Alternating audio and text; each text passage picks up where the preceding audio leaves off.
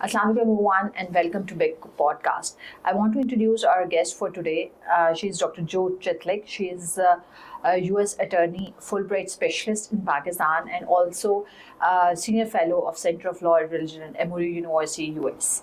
Welcome to the Big and welcome to Pakistan again. Thank you very much, Dr. Nadia Kadam, for having me. It's such a pleasure to be back at Beacon House International College. Thank you. We never want to skip an opportunity to talk to you and host you at Beacon House International College and have that interaction and have the sharing of your experiences. So for today, we selected a very important topic about the law clinics. So I want to discuss and to dive into some of the nitty-gritties about the law clinics and how it is very much relevant. Obviously, this is very much relevant to the law schools, but I want to ask you that as we know that this is a very old concept of law clinics in law schools in US. So from that experience, what was actually the purpose of these law schools? Thank you so much for that question. That's actually an excellent question, Dr. Kadam. Yes, as you state, law clinics have been an integral part of the fabric of law schools in the United States and have been highly successful. And the reason for that success is mainly because of the forethought that was behind the creation of those law clinics. There was a two-step approach to the creation of law clinics. The first was to do a community service. There was a need within the community in that particular area of the law, and law clinics seemed to serve that purpose. The second area that it targeted was the practical side of the law for law students. One of the things that was always been a challenge is having a balance between the theoretical part of law and the practical part of law. The United States has been very assertive and aggressive in most of all in the last couple of decades in making sure that they incorporate a large percentage of practice into the study of the law. We found that by doing that,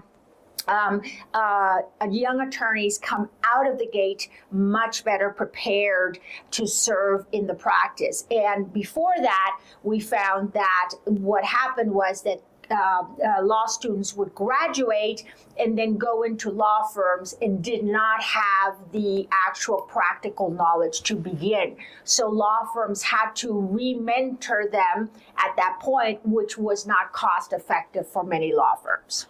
Okay, so that's very insightful to knowing about it, what is actually the purpose. But coming to the real question that is actually very much important, that what do you see as the most significant skills that students can get from having when they have the exposure to this laws, legal clinics, and how they are actually, as you discussed already, that this is a different experience from that, but how actually they are and how significant that skills are. So, as an attorney, some of the skills that are very, very important and are very hard to develop in academia is the skill of drafting and also actually the skill of listening. And so what we found through law clinics was that it targeted most of the law clinics involve a component of drafting legal documents. So beyond the course of drafting legal documents that is included in the curriculum in a law school, this gave the students the actual ability to draft legal documents contained within a real life case. That difference played a significant component, not only in the mindset of the student, but also in the outcome of the work product, because it was work product that wasn't being graded as per se, but more so that would be utilized in an active case. Another thing that was very important was that we found that students that go into law clinics and participate in law clinics come out more empathetic. It's very important. While the study of law requires us to be as objective as possible, we must have empathy in the way we treat our clients. And when we start developing these young attorneys or these rising attorneys in this area, and we do it very, very early on, we find that they're dealing with one-on-one with clients in a law clinic allows them to develop these sentiments and carry them further into their practice, which makes them a much more rounded type of attorney. Yes, and I'm from this discussion, I want to ask the next question that is related to how these law schools are actually striking the balance between student learning and the community service. Yes. So I think you all talked about that, but with respect to the community service, how these law schools can actually. So I can tell you from my experience at Emory Law School, Emory is a very community social school in the sense that we do a lot of community work. And so if you go to Emory, students will find that they have a wide variety of choices. And Emory has a way of making it very important for the lawyer to understand their tie not only to the community, but to the necessities of that community.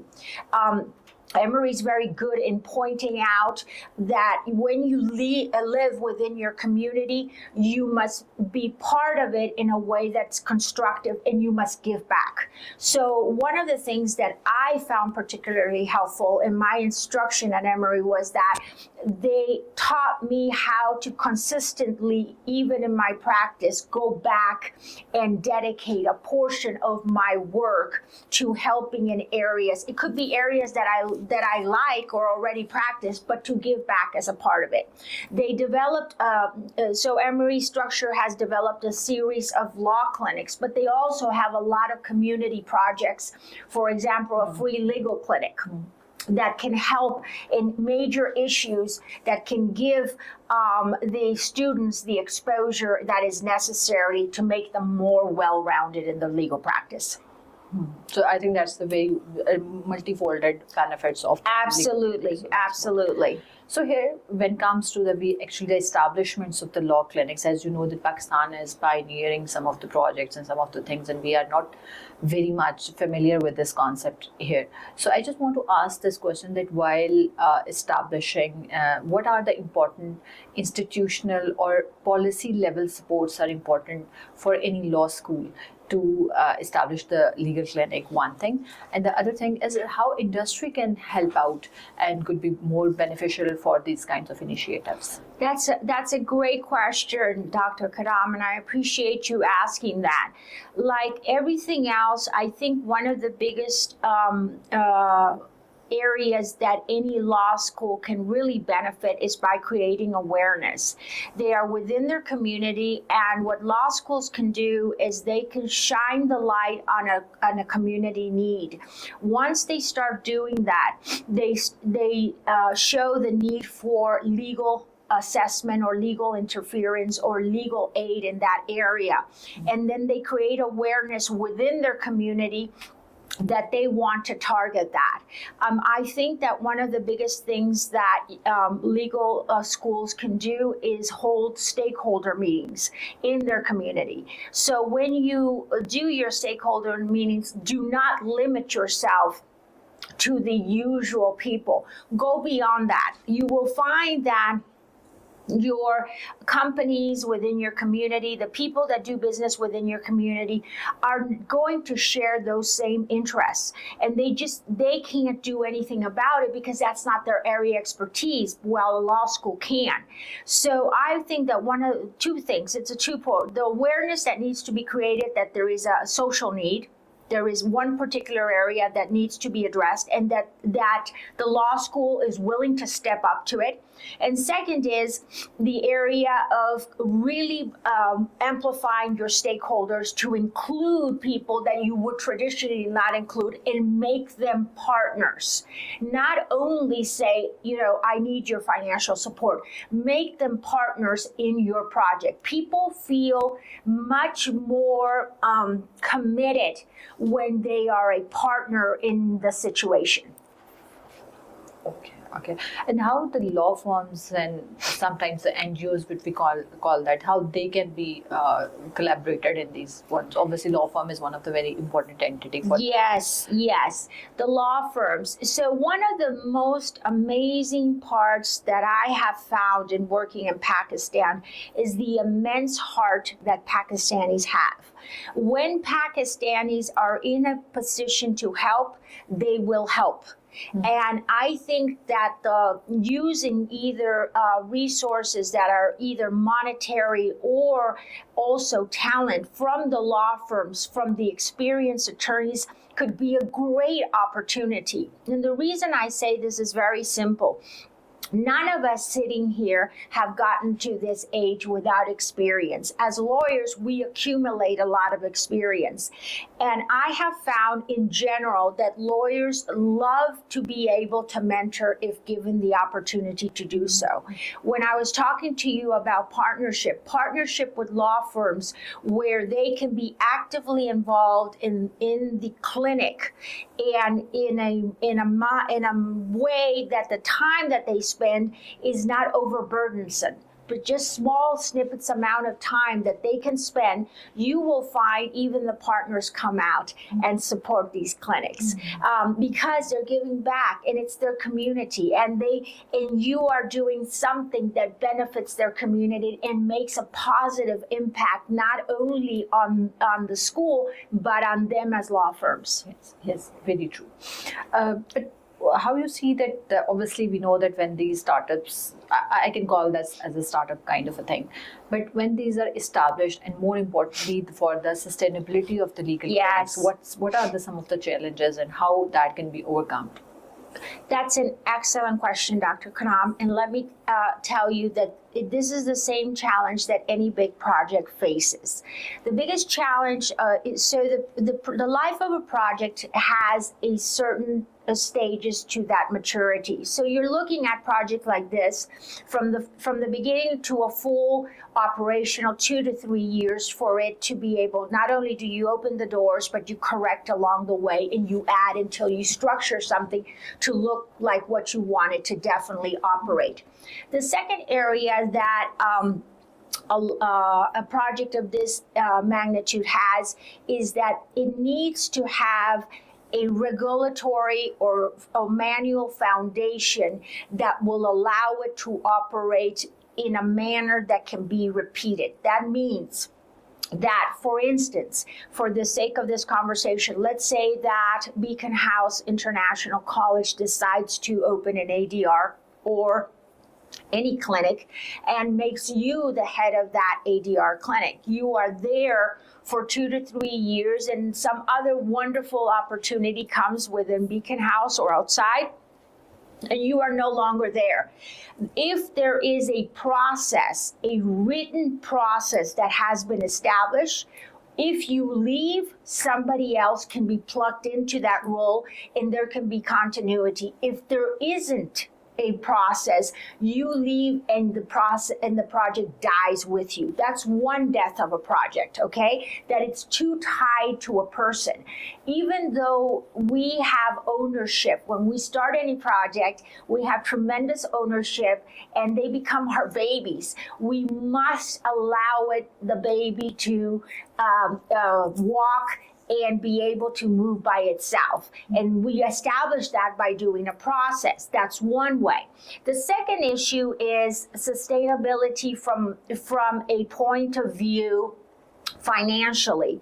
One of the biggest challenges that projects of this nature have is that from day number one, there isn't a simultaneous plan devised for the sustainability should the funds, when the funds are not available, or should the funds dry up. So from the beginning, you must have a plan so that you, during the 2 and 3 year process that you have funds, you're creating a reserve. So that when, let's say, year 4 comes around, you're already working with a reserve that allows you to continue whatever may happen. So not creating a reserve from the beginning is a very challenging situation. The other thing that you have to have, besides the framework and besides the financial, is you have to have an internal process that is repetitive as far as how you operate it. This repetitive process of course, you can tweak it along the way and you can add or subtract, but this repetitive process in training people within your people to be able to take over is very important. Yes, very true, very true. That's important in the essence of the planning and establishing, so that that the sustainability will be catering to. Yes. So moving to my next question, that is very important. I think that ethical considerations, how you look for, obviously the law clinic is dealing with the real cases, real client cases. Right. So how you look into that how the different people, and obviously there are different people, not one side or stakeholder that is involved. Students are there, faculty members are sometimes supervisors, law firm representatives. So how you think that the ethical considerations are important, and that to look into those? Yes. The ethical part of any project involving the law is extremely essential to create a sense of trust. Remember that, and you have pointed this out, you are actually dealing with real cases and real people. And in order to be able to do that, you must have the trust of the community. If the community does not feel they can trust the mechanism, they will not be a part of it. So trust is an important way. One of the ways that you handle it is creating a firewall. So you create a firewall in the system of the ADR, which basically is a curtain between the operation of the school and the operation of the clinic, so that it is like a metal. Consider it like a metal wall between both of them, so that nothing that happens in the law clinic bleeds over into the school. That's the first thing you do. The second thing you do is you can create, because you're dealing with people that are still not attorneys, you want to create NDAs, or documents that do not allow anything that happens within the law clinic to be exposed to the outside.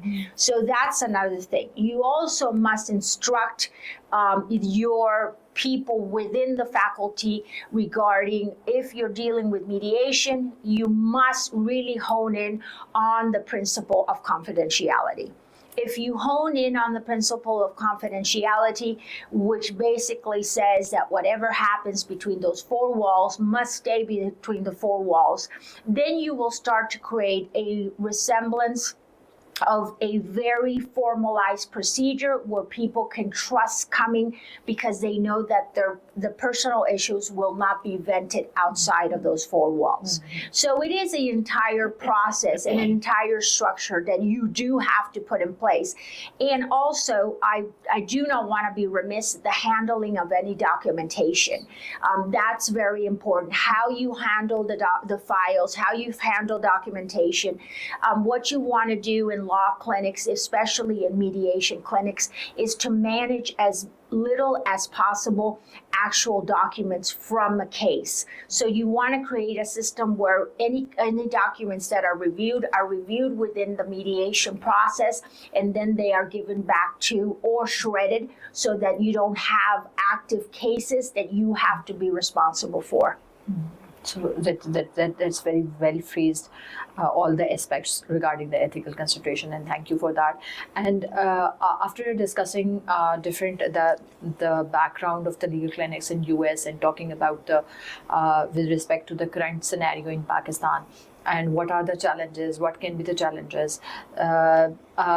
After this in-depth discussion about the law clinic, I want to ask you something beyond that, that is about the law school. That what do you think are the important aspects or important other initiatives and important other things which are important for a law school other than legal clinic to increase the knowledge, skill of the law students?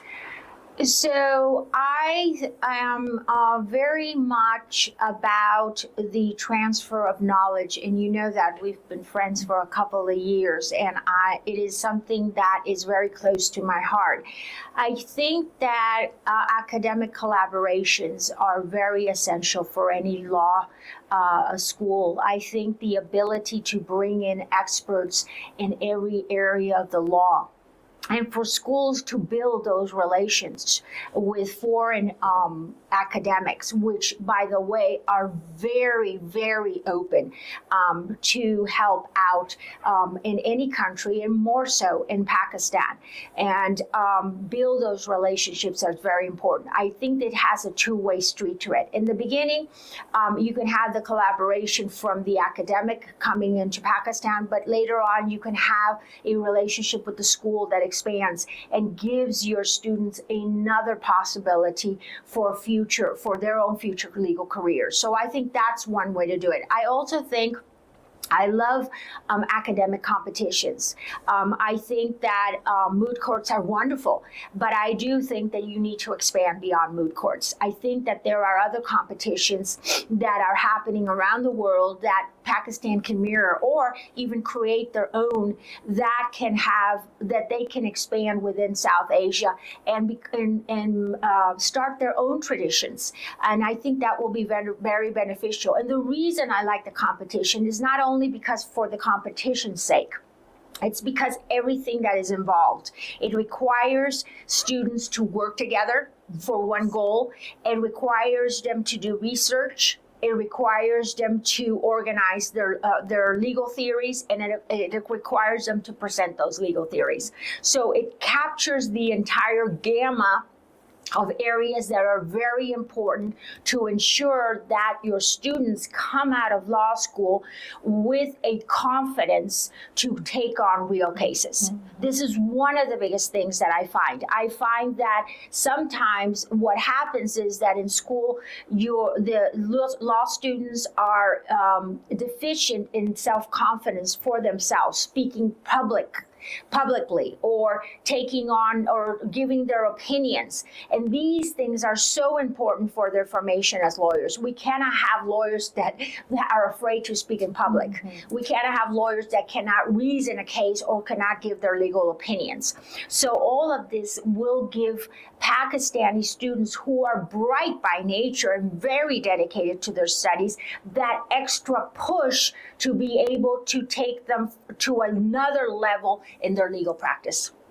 Okay, thank you for that. And with this, I want to thank you at this platform for the and also to the Emory University for having us on for the online lecture series which we are running with them. I know. Once a month we are having one lecture, so thank you for that. Welcome. And also for your time from your busy schedule this time. Thank you. So thank you again, and looking forward for the more collaborations. Thank you, Dr. Karam. It's such a pleasure always to be with you, to see my friend. It's a great pleasure to be here at Beacon House International College, where I feel so welcomed every time I come. I appreciate it. I thank you so much for having me. And I really look forward to what Beacon House may do in the area of clinics in the future. Thank you again.